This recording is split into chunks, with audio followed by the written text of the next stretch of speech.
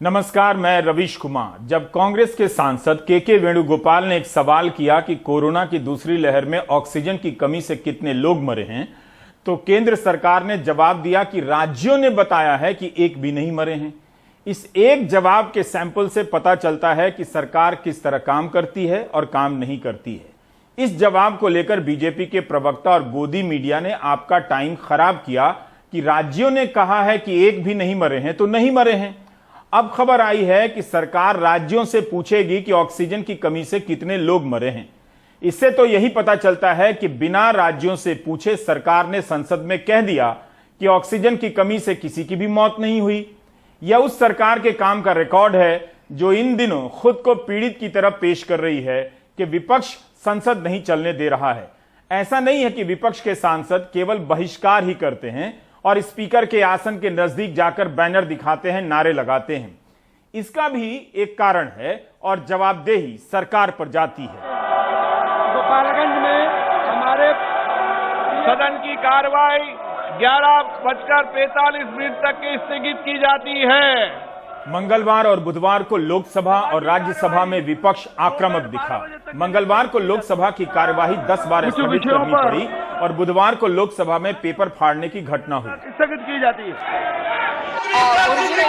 राज्यसभा में भी विपक्ष इस बात को लेकर आक्रामक है कि सरकार स्थगन प्रस्ताव के तहत चर्चा कराए। अगर सरकार विपक्ष की यह मांग मान लेती और पेगासस जासूसी कांड पर चर्चा करा लेती तो विपक्ष को रोज रोज आक्रामक होने का मौका नहीं मिलता। स्थगन प्रस्ताव विपक्ष का अधिकार है। सरकार किसी भी मुद्दे पर चर्चा की बात तो करती है, लेकिन किसी भी नियम के तहत चर्चा की बात नहीं करती है। जब सरकार पाक साफ है और बहुमत से लबालब है, तो फिर किसी भी नियम के तहत पेगासस पर चर्चा से क्यों इनकार करती है? सरकार कहती है कि आईटी मंत्री का जवाब काफी है और उनके जवाब की कॉपी तृणमूल के सांसद ने फाड़ दी। तृणमूल सांसद डेरेक ओब्रायन ने आज आरोप लगाया कि राज्यसभा में जब विपक्ष ने आवाज उठाने की कोशिश की तो उसका प्रसारण रोक दिया गया। कल आपके समक्ष हमने कहा था, कल ही, कि पार्लियामेंट के दो फंक्शन है, चर्चा और विधेयक। हम विधेयक पर भी चर्चा चाहते हैं, लेकिन जो गंभीर मसले हैं, राष्ट्रीय सुरक्षा से जुड़े हुए मसले हैं, उस पर आप पर्दादारी नहीं कर सकते। और एक विस्तृत चर्चा हो, किसी आईटी मिनिस्टर की मौजूदगी में नहीं, गृह मंत्री या प्रधानमंत्री जी की मौजूदगी में विशद चर्चा हो, ताकि दूध का दूध और पानी का पानी हो। अन्यथा ये जो पार्लियामेंट को बुलडोज करने की आपने रवायत शुरू की है ना, इसके पक्ष में एक विकल्प जनता खुद तय कर देगी कि आपके अहंकार को कैसे चुनौती दी जाए। कांग्रेस यूपीए की सरकार थी तो क्या कार्य स्थगन में स्वीकार करके कभी चर्चा कराती थी? चर्चा करने के लिए बहुत से नियम हैं।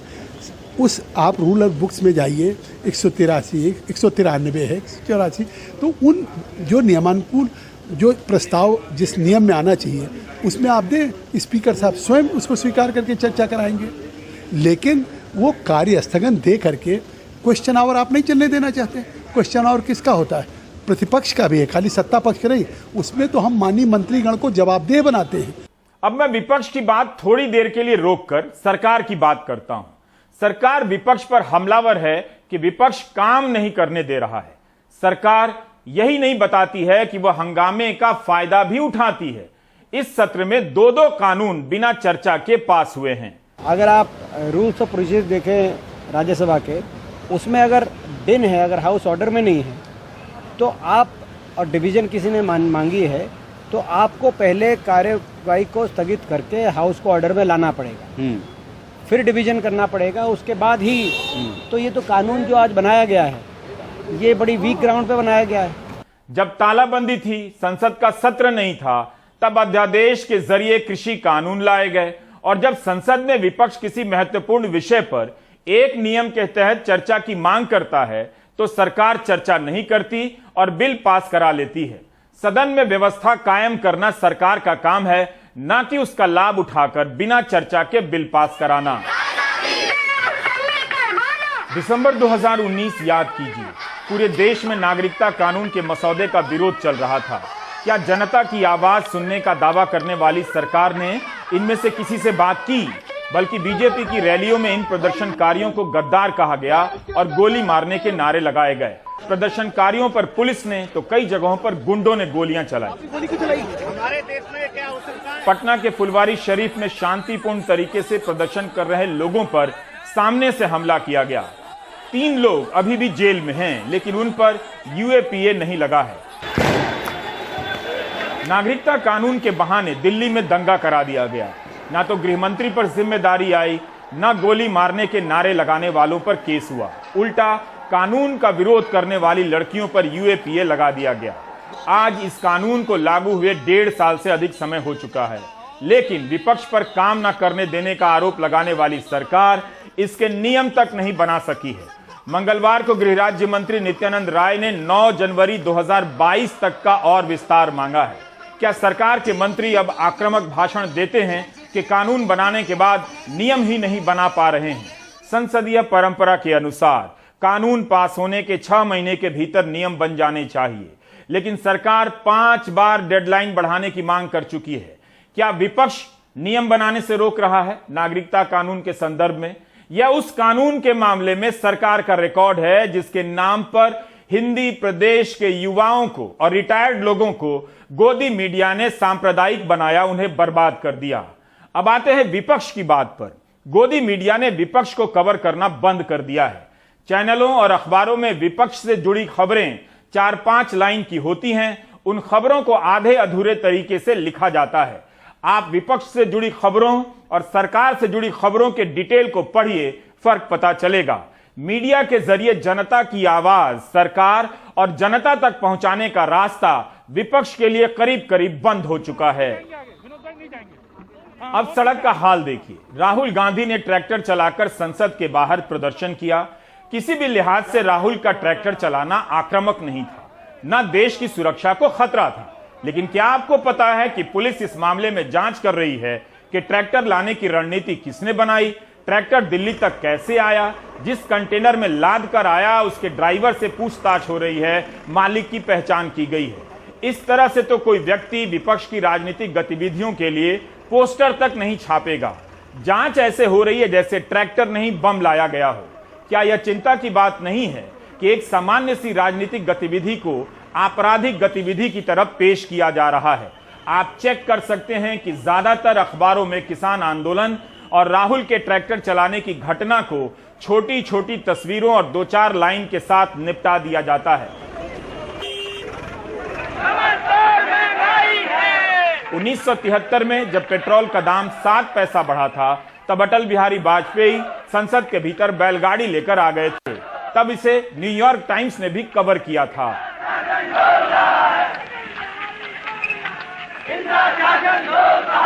कैसी सरकार, लाचार सरकार है। पैगासस जो सॉफ्टवेयर इजराइल का है, उसे ये सबको स्नूपिंग करती है। उसके बाद भी राहुल जी ट्रैक्टर लेके आ रहे हैं, उसके बाद अब पर्चा कर रहे हैं। तो ऐसे जो पर्चे होते हैं, जो FIR होती है ना, ये हमारे लिए वार्ड होता है। ये तो बात पता चल गई ना, किसान का इशू उठाया है राहुल गांधी जी ने, किसान के लिए राहुल गांधी जी ट्रैक्टर पे आए हैं। तो ये बातें हम पे कोई असर नहीं करती। ये जो पार्टी है ना, इसका बहुत पुराना इतिहास है। इन्होंने बहुत जानें कुर्बान की हैं। ये तो पर्चे क्या चीज़ है हमारे लिए। FIR 10 कर दें, 50 कर दें, कोई चिंता की बात ही नहीं। लेकिन देश के लिए कांग्रेस पार्टी, कांग्रेस का एक एक लीडर खड़ा है।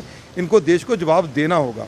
किसान के मुद्दे पे, महंगाई के मुद्दे पे, कोरोना के मुद्दे पे, पैगासस के मुद्दे पे देश को जवाब देना होगा इनको। विपक्ष के लिए मीडिया का दरवाजा बंद है।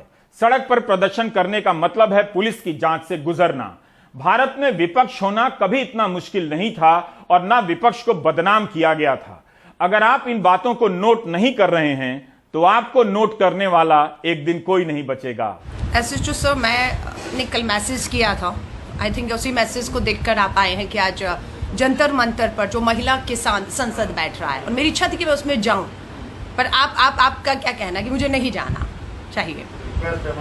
आप रिक्वेस्ट कर रहे हैं और मैं अगर रिक्वेस्ट नहीं मानूं तो ये गैर कानूनी तो नहीं होगा? नहीं, मेरे जाने से लॉ एंड ऑर्डर कैसे खराब होगा? मैं तो कानून की सबसे ज्यादा मानने वाली हूँ। कभी 27 साल की राजनीति में कानून नहीं तोड़ा और आज भी कभी कोशिश नहीं है। यह वीडियो उसी 26 जुलाई का है जिस दिन राहुल गांधी ने ट्रैक्टर चलाकर प्रदर्शन किया था।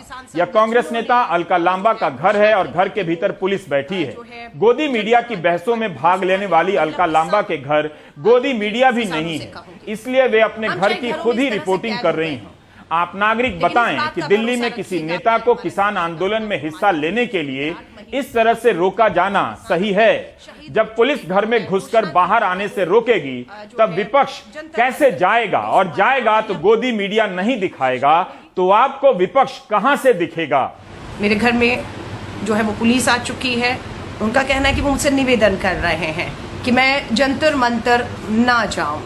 जिस तरह से हाल के वर्षों में विपक्ष के प्रदर्शनों पर, कार्यकर्ताओं पर लाठियां चली हैं, वो अप्रत्याशित है। अगर इसकी गिनती हो जाए तो आपका नजरिया ही बदल जाएगा।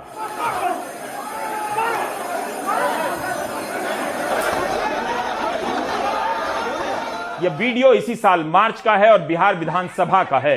पुलिस के अधिकारी विधायकों के साथ सदन के भीतर और परिसर में इस तरह बर्ताव कर रहे हैं। उस समय कुछ विधायकों के हाथ पांव में गंभीर चोटें आई थीं और स्ट्रेचर पर लादकर अस्पताल ले जाया गया था। विधायकों ने आरोप लगाया था कि पुलिस ने बुरी तरह मारा है। विपक्ष इस घटना को नहीं भूला है।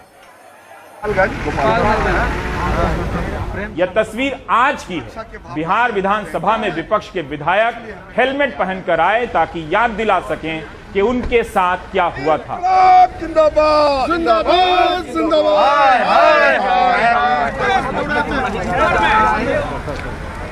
देखिए, लगातार विधायकों के ऊपर जो हमला हुआ है विधानसभा के अंदर, लोकतंत्र के मंदिर में लोकतंत्र का हत्या, विपक्ष की आवाज़ को दबाया जा रहा है, कुचला जा रहा है, लात और घूसों से मारा जाता है विधायकों को।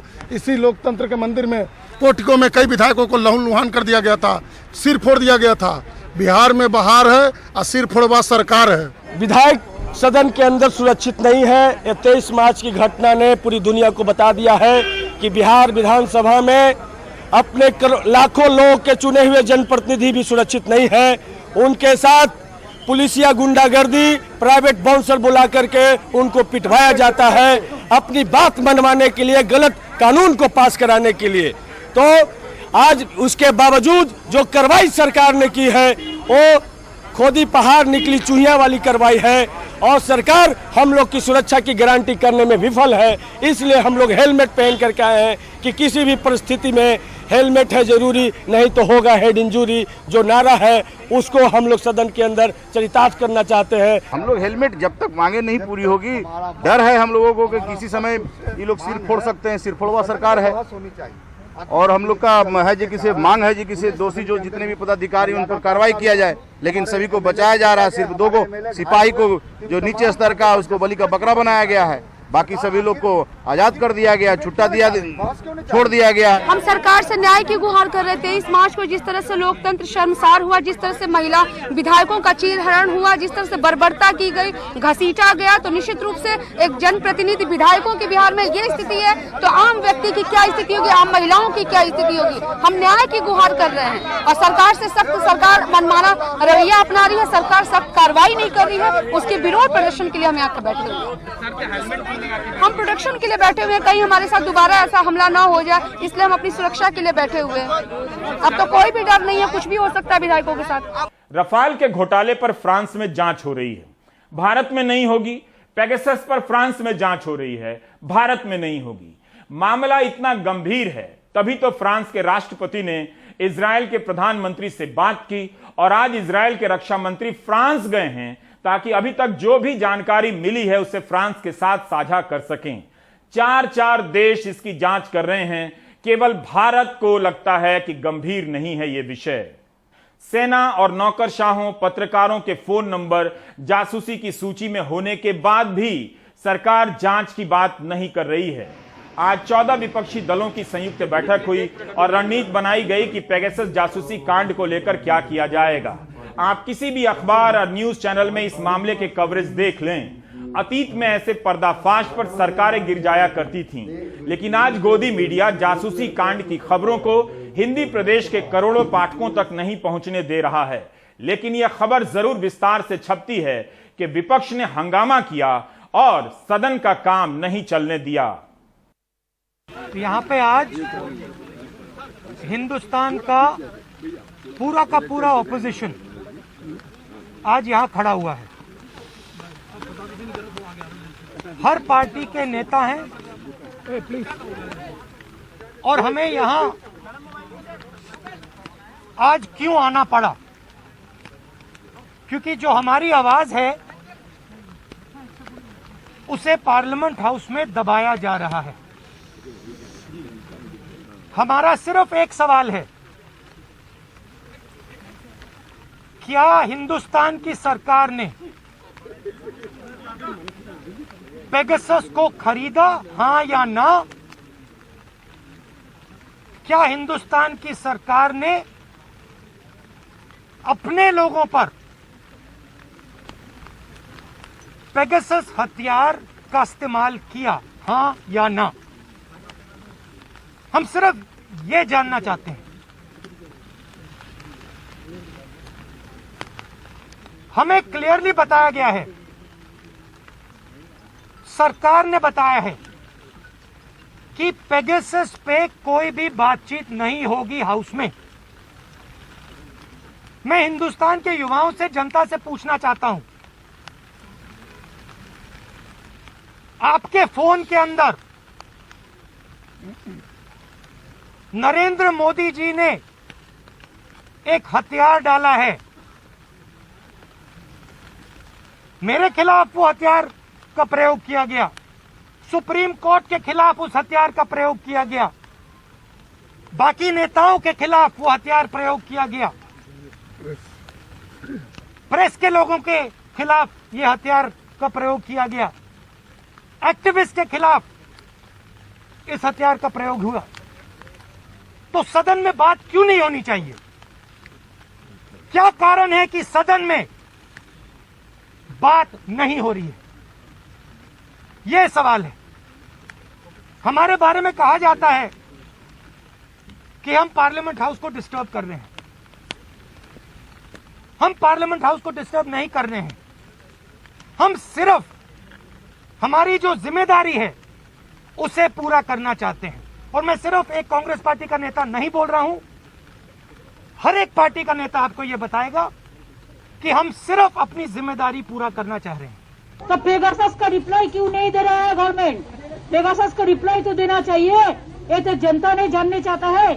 जनता को जानने के लिए सबसे ज्यादा लोकसभा होता है, जो पब्लिक कौन सा हमारा पार्लियामेंट है, राज्यसभा है। अगर लोकसभा राज्यसभा में पॉलिसी डिसीजन नहीं अनाउंस होता, अगर डिस्कशन नहीं होता, तो कहाँ पे चर्चा होगा? एक चर्चा चाय की दुकान में नहीं होता है, एक चर्चा पार्लियामेंट में होता है। बहिष्कार और विरोध विपक्ष के ही नहीं, सरकार के भी रचनात्मक और संवैधानिक अधिकार है। ऐसा नहीं है कि बीजेपी की सरकार है तो बीजेपी बहिष्कार नहीं करती है। क्या जहां बीजेपी विपक्ष में है वहां उसने बहिष्कार करना बंद कर दिया है? इस आईटी कमेटी के चेयरमैन शशि थरूर जी के खिलाफ एक प्रिविलेज मोशन के लिए खड़ा हुआ हूं। मंगलवार को बीजेपी के सांसदों ने आईटी मामलों की संसदीय समिति की बैठक का बहिष्कार किया। इस बैठक में सिनेमेटोग्राफी बिल पर चर्चा होनी थी। सांसदों ने आरोप लगाया कि बैठक का एजेंडा पहले नहीं दिया गया और संसद के चलने के दौरान बैठक के नियम नहीं है। बीजेपी के सांसद निशिकांत दुबे ने शशि थरूर को अध्यक्ष पद से हटाने की मांग की। आज अभी हमको पता चला है कि ये जो सरकार है ये ना पार्लियामेंट में डिस्कस करना चाहते हैं और आईटी कमेटी में आज हमने होम मिनिस्ट्री को बुलाया पेगासस में जांच करने के लिए। और अभी निशिकांत दुबे जो है, जो हमारा बीजेपी के सांसद है, उन्होंने प्रिविलेज मोशन फाइल किया शशि थरूर के अगेंस्ट में, सिर्फ एक ही कारण से कि ये मीटिंग आज बंद हो। हम ये बोलना चाहते हैं कि हमने minister of IT Ashwini Vaishnaw के अगेंस्ट में privilege notice last week file किया था और जब सदन ने वो नोटिस नहीं लिया तो शशि थरूर के अगेंस्ट में नोटिस इन लोग नहीं ले सकते। ये सिर्फ एक प्लॉय है हमारे मीटिंग बंद करने के लिए। बीजेपी के सांसद इतना बता दें कि जब राज्यसभा में धारा 370 हटाने का बिल पेश हुआ तो उसकी प्रतियां सांसदों को पहले से दी गई थीं। राज्यसभा के सभापति ने इसकी अनुमति क्यों दी? क्यों नहीं सांसदों को पहले से कॉपी दी गई? क्या सरकार को विपक्ष में विश्वास कम था? My point of order is on Rule 69. Sir, Rule 69 allows the chairman to use his discretionary power to introduce a bill on the same day without circulating it, without members reading it. It allows you the power, sir. It allows you the power. I have no quibble on that. Sir, my simple point is, sir, but the rest of the 69, 1, 2, 3, 4 and the first 4 lines, sir, on that I appeal to you, sir, to please, when these bills are circulated, please allow us the time to read these bills, to understand these bills. विपक्ष सरकार को नहीं रोक रहा है, बल्कि सरकार विपक्ष को रोक रही है।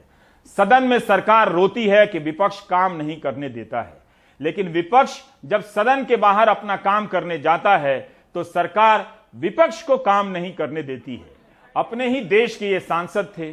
धारा 370 के हटने के बाद जब विपक्ष के नेता कश्मीर का दौरा करने गए तो उन्हें श्रीनगर एयरपोर्ट से ही लौटा दिया गया, लेकिन उसके कुछ दिनों बाद किसी को पता नहीं था कि यूरोपियन यूनियन के ये सांसद किसके बुलावे पर भारत आए हैं। लेकिन इन विदेशी सांसदों को कश्मीर का दौरा कराया गया और वो भी पूरी सुरक्षा के साथ।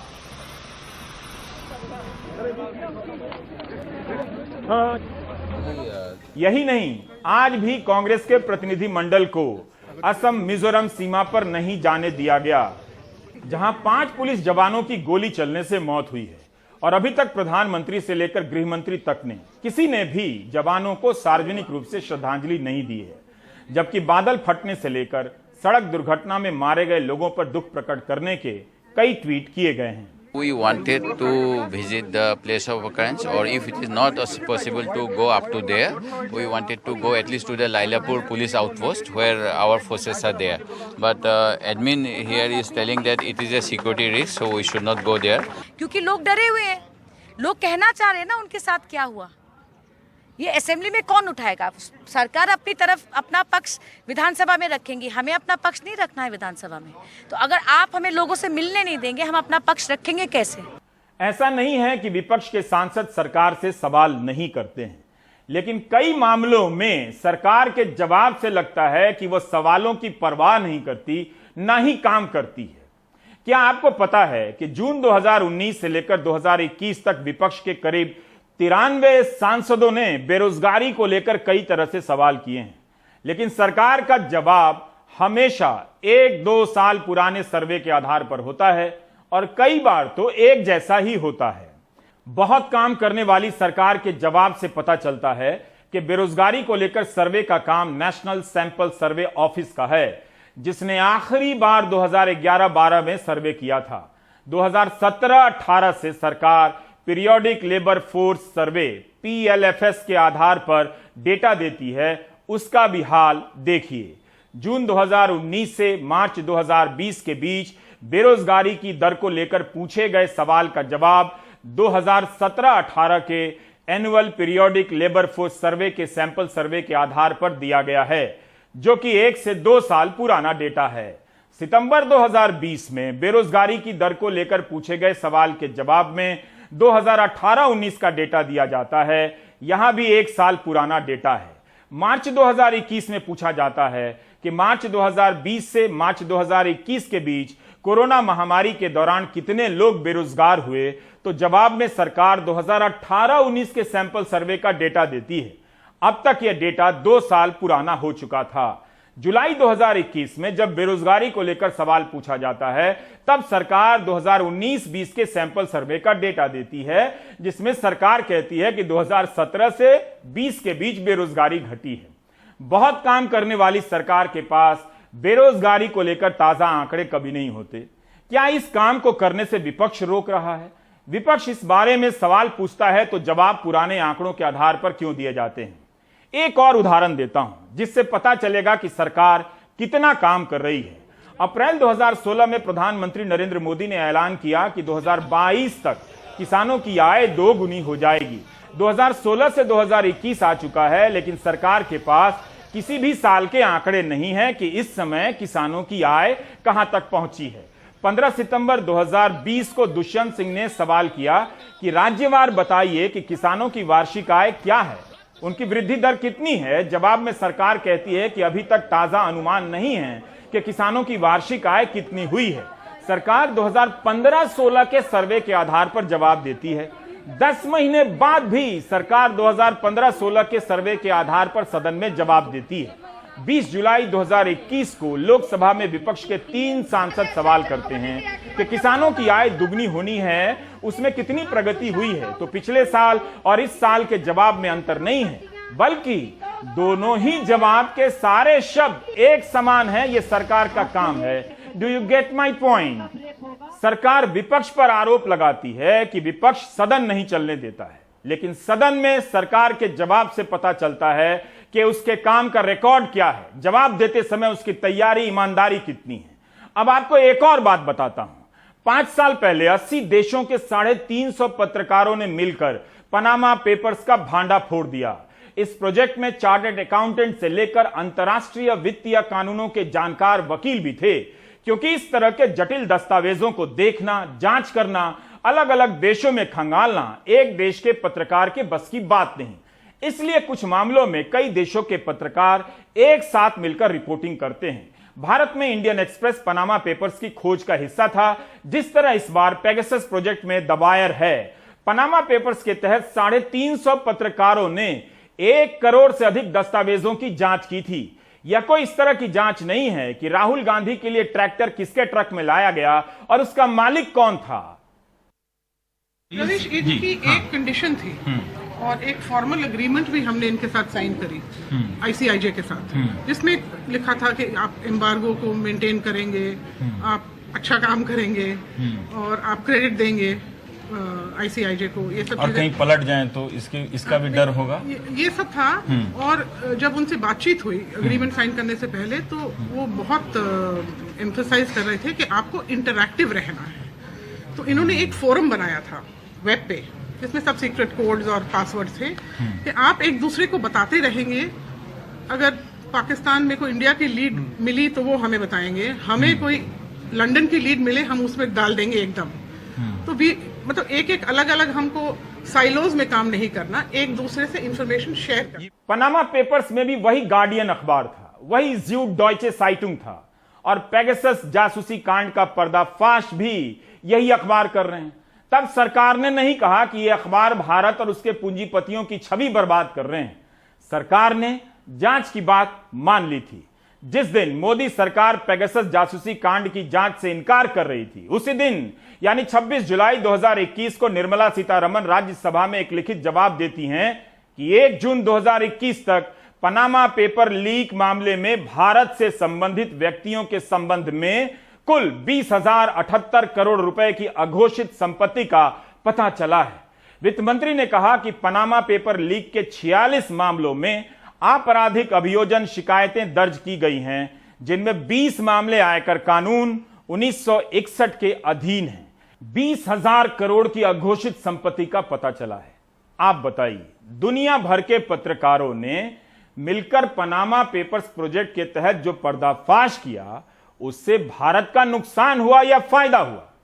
ऐसे तो पनामा पेपर्स के पर्दाफाश का 5 साल से अधिक हो गया, लेकिन अभी भी सरकार इस मामले को अंजाम तक नहीं पहुंचा सकी है।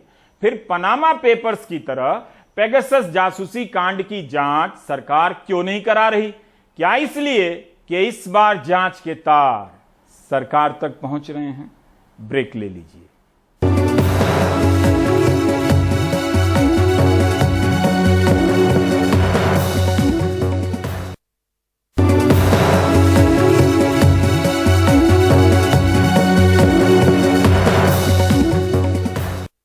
बहुत काम करने वाली सरकार ने एक और काम किया है। जो अफसर 4 दिन बाद रिटायर होने वाले थे, उन्हें दिल्ली पुलिस का आयुक्त बना दिया है।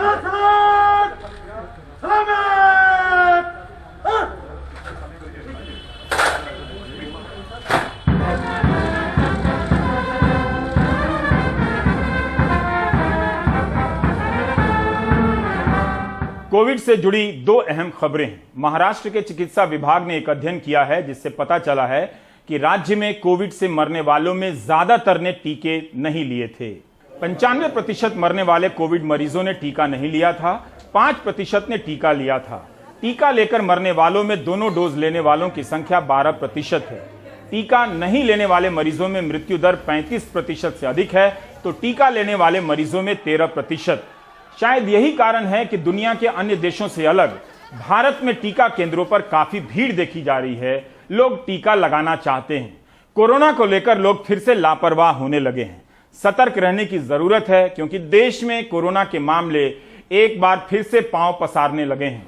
पिछले 20 दिनों में बुधवार को सबसे ज्यादा मामले सामने आए। 50% केरल से, 30% महाराष्ट्र से और उत्तर पूर्व के राज्यों से। दूसरी लहर के दौरान 4 लाख से गिरकर रोजाना 1 लाख मामलों के आंकड़े तक आने में 37 दिन लगे, पर अब 51 दिनों से रोजाना मामलों के आंकड़े 40,000 के आसपास ही थम गए हैं। आखिर क्या वजह है कि मामलों की रफ्तार घट नहीं रही है? आप सावधान रहिए। आप देख रहे थे प्राइम टाइम। नमस्कार।